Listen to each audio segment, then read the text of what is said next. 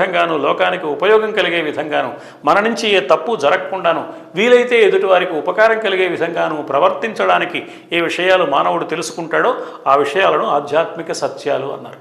ఈ మహత్తర సత్యం వేదాల్లో దాగి ఉంది కాబట్టి దీన్ని మహాభారతంగా తీసుకురావాలి అని వ్యాసుల వారు భావించారు. ఆ భారతంగా తీసుకురావడానికి ముందు ఆయన చేసిన పని ఏమిటంటే వేదం మొత్తాన్ని అధ్యయనం చేశారు. వ్యాస మహర్షి వచ్చే కాలం నాటికే వేదం అంతా 4 వేదాలు, ఋగ్వేజు, సామ, అథర్వణ వేదాలు, ఒక్కొక్క వేదంలో ఉన్న సంహిత అనే పేరుతో ఉన్న ప్రార్థనలు, మరి బ్రాహ్మణము అనే పేరుతో ఉన్న యజ్ఞ సంబంధమైన విశేషాలు, ఇలా ఆరణ్యకం, ఉపనిషత్తు అనే పేరుతో ఉండే ఆధ్యాత్మిక చింతనకు, ధ్యానానికి, జ్ఞానానికి సంబంధించిన అంశాలు కలగాపులగంగా కలిసిపోయి ఆ మంత్రాలు ఏది ఏమిటో తెలుసుకోకుండా చిక్కుపడిన నూలు రాశి వలె ఉన్నాయిట. వ్యాసుల వారు చాలా జాగ్రత్తగా అన్ని మంత్రాలను అధ్యయనం చేసి సమస్త వేదాన్ని అధ్యయనం చేసి ఇదిగో ఇది బ్రాహ్మణము, ఇదిగో ఇది ఉపనిషత్తు, ఇది ఆరణ్యకం, ఇది సంహిత అని విభాగం చేశారు. ఇది ఋగ్వేదం, ఇది యజుర్వేదం, ఇది సామవేదం, ఇది అథర్వణ వేదం. ఈ ఋగ్వేదంలో ఈ మంత్రం తర్వాత ఈ మంత్రం ఉంది, ఈ మంత్రం తర్వాత ఈ మంత్రం ఉంది, ఈ అధ్యాయం తర్వాత ఈ అధ్యాయం. ఇలా వేదం మొత్తాన్ని విభాగం చేసి వేద విభాగం చేసిన మహానుభావుడు. అందుకే సూత మహర్షి ఒక మాట అంటాడు, వేద విభాగ వినిర్ణయ నిపుణత సముల్లాసుండైన వ్యాసుండు అని పోతన్న గారు ఓ మాట అనిపించారు సూత మహర్షి చేత భాగవతంలో. వేదవ్యాస మహర్షి చేసిన పని అంతటిది, అంతటి పని చేశాడు కాబట్టి ఆయన వేదవ్యాసుడు అయ్యాడు. ఎప్పుడైతే బ్రహ్మసూత్ర రచన కోసం వేదం మొత్తాన్ని అధ్యయనం చేసి విభాగం చేసి వేదవ్యాసుడు అయ్యాడో ఆ వేద సారమంతా ఆయనకు అవగాహనకు వచ్చింది. ఈ వేద సారాన్ని కథగా చెప్పాలి మహాభారతంగా. మహాభారతంగా ఎందుకు చెప్పాలి అంటే మహాభారతం మానవ జీవితానికి ఒక మణిదర్పణం.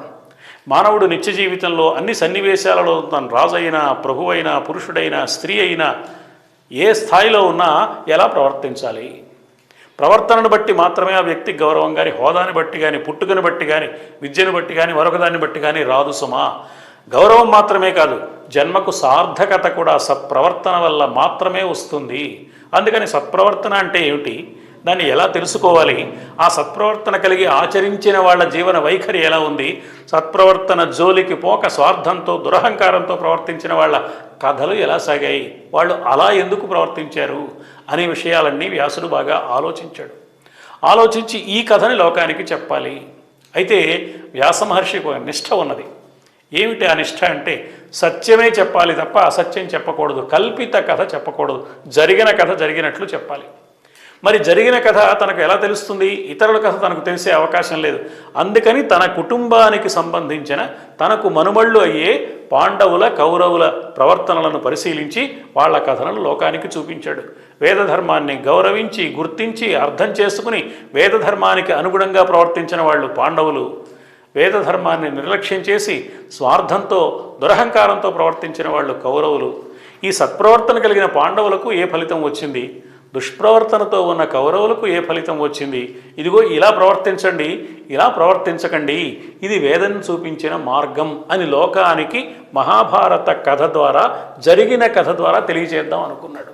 ఇది జరిగింది కాబట్టి ఇది ఇలా జరిగింది కదా, ఇతడు ఇలా ప్రవర్తించాడు కదా, అతడు ఇలా ఆవేశపడ్డాడు కదా, ఇతడు ఇలా ప్రలోభపడ్డాడు కదా, ఇతడు ఇలా భయపడ్డాడు కదా, అతడు ఇలా ఆశపడ్డాడు కదా, ఈమె ఇలా అనుకుంది కదా అని ఇలా జరిగింది ఇలా జరిగిందని చెప్తున్నాడు. అందుకని ఇతిహాస, ఇది ఇలా జరిగింది కదా, అందుకని మహాభారతానికి ఇతిహాసం అని పేరు వచ్చింది.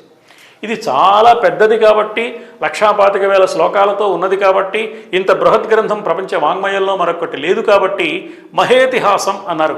మహాభారత మహేతిహాసం అనే పేరు దానికి వచ్చింది. ఈ గ్రంథంలో వ్యాసుల వారు మానవ మనస్తత్వాన్ని ఎలా పరిశీలించారు అని ఆలోచిస్తే ఒక చిన్న ఉదాహరణ మనం చెప్పుకోవచ్చు. ఒక పున్నమి నాటి రాత్రి పండు వెన్నెలలో ఒకడు ఒక కోనేటి ఒడ్డున నిలబడ్డాడు. చక్కని పండు వెన్నెల కాస్తోంది, ఎక్కడ మబ్బు తునక మత్సు తునకగానైనా లేదు. ఆ ఆకాశంలోని వెన్నెలంతా భూమి మీద పరచుకుందా అన్నట్టుంది. ఆ కోనేటి నీటి ఉపరితలం మీద హాయిగా ఆ వెన్నెల కనపడుతోంది. ఆ కోనేటి నీరు చాలా స్వచ్ఛంగా ఉంది, ఎక్కడ నాచు, పాచి, మురికి లేదు, అలలు లేవు. అందుకని ఆ కోనేటి నీరు చాలా స్వచ్ఛంగా కనపడుతుంది. దాని అడుగున ఏముందో కూడా కనిపిస్తుంది. ఆకాశంలో ఉన్న చంద్రుడు నక్షత్రాలు యథాతథంగా కోనేటి నీటి ఉపరితలం మీద దర్శనమిస్తూ ఉన్నాయి. ఇలాంటి సన్నివేశంలో ఈ దృశ్యాన్ని చూసి పారవశ్యంతో ఆనందిస్తూ ఒకడున్నాడు. వెనక నుంచి ఓ చిన్న కుర్రవాడు వచ్చి ఓ చిన్న గులకరాయి కోనేటిలోకి విసిరాడు. వెంటనే వలయాలు వలయాలుగా ఏర్పడి కోనేటి నీటి ఉపరితలం చెదిరిపోయింది.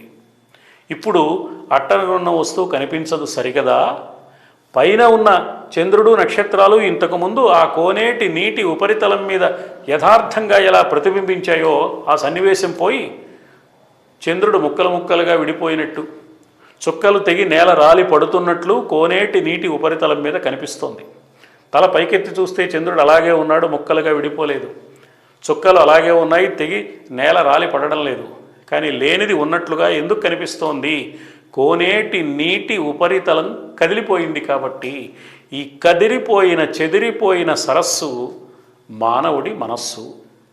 మానవుడి మనస్సు అభిప్రాయాల, ఆశల అలల తాకిడికి చెదిరిపోతే, కదిలిపోతే ఆ మానవుడు సత్యాన్ని దర్శించలేడు.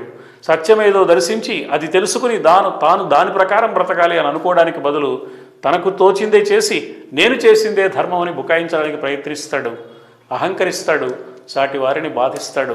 ఇలా రెండు రకాలైన మానవులు ఉన్నారు సుమా. చెదరకుండా ఉన్న మనఃకాసారము సత్య దర్శనం ఎలా చేస్తుంది?